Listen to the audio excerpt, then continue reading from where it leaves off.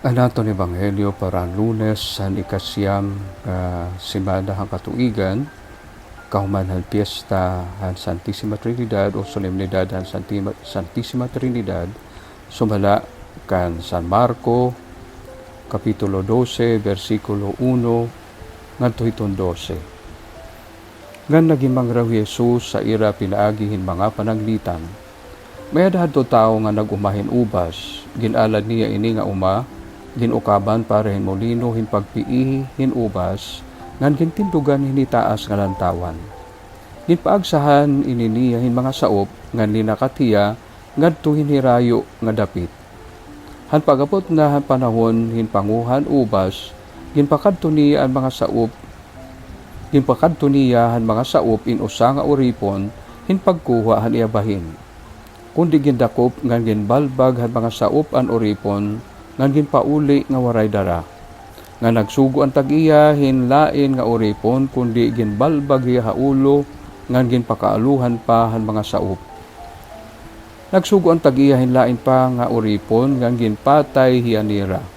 Amo gihapon ang ginbuhat nira han iba pa nga mga uripon, nga ginpadarahan tag-iya. May haira ginbalbag, may mga ginpatay. Ang pinaura nga anak han tag-iya, amo nalaan nahibilin nga angay masugo. Sanglita katapusan ginpakadto niya han mga saop ani anak, kay nagunahuna hiya nga tatahuron gunira. Kundi nagsarabot ang mga saop nga nagsiring amo ini ang anak han tag-iya, tanapataya tahiya basi maaton an uma. Sanglit gindakop nira an anak, ginpatay ngan ginlabo gagawas san urubasan. Niyan anuman ang bubuhaton han tag-iya han uma, nagpakiana Jesus. Makadtuhiyangan pamamatayon adto nga mga tao nga itatapon niya an umaha iba nga mga saop. Waray ba niyo mabasa ini nga kasuratan? An bato nga ginsalikway han mga magtirindog nga waray gamit, amo lugod an importante kaupay nga bato. Ginbuhat ini han Ginoo, pagkaurusahon gud hini nga buhat. Nagtinguha pagdakop kan Jesus ang mga pangulo han mga Hudiyo, kay nakasabot sila nga hira ang gintatadong hini nga panaglitan. Kundi tungod han kahadlok nila han kadamaan, ginpabayan na lahiya nga nagkalakat hira. Kabugtuan ang Ebanghelyo han Ginoo, pagdayawon ka Kristo. Maupay nga baraan nga takna iyong tanan. Usahay dapat ikitahin istorya nga sugad hiya hinagigin summary iton kaagi o kasaysayan.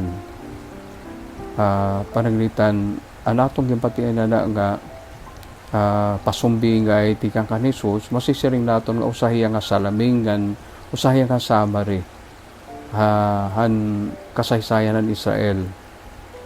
Kay ano ko pagsiring, kay siguro makakasiring kita sumula hiton tudduha aton hit mga eksperto hiton baraan nga kasuratan nga ini nga pasumbingay alegorya karoy singon may bayda ginpapahinunguran nga mga tao o mga panhitabo nga adagod hiton tinud nga kasaysayan. Panaglitan an tag-iya han ubas masisirita nga narepresentar ini hiton Dios. Katapos ang mga saop narepresentar han mga lider han Israel, maha relihiyon man o ha politika, an ira kahadian, etc. An ira manliwat mga nangungulo ha templo, an ira liwat kapadian nga mga Hudiyo.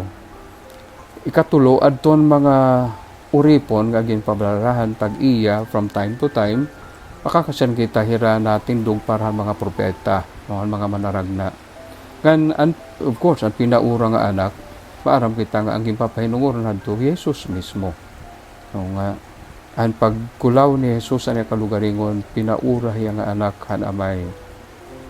Usa nga pagpahinumdum aton nga pinagi hini nga kuan pasumbigay, maaram ni Jesus ang nahitatabuha iya, maaram yan nahitabo anti sa iya, ang nahitabuhan mga propeta nga naghatagin mga pahimangnuhan mga Israelita, damo irang ginsalikway, may da mga ginpatay.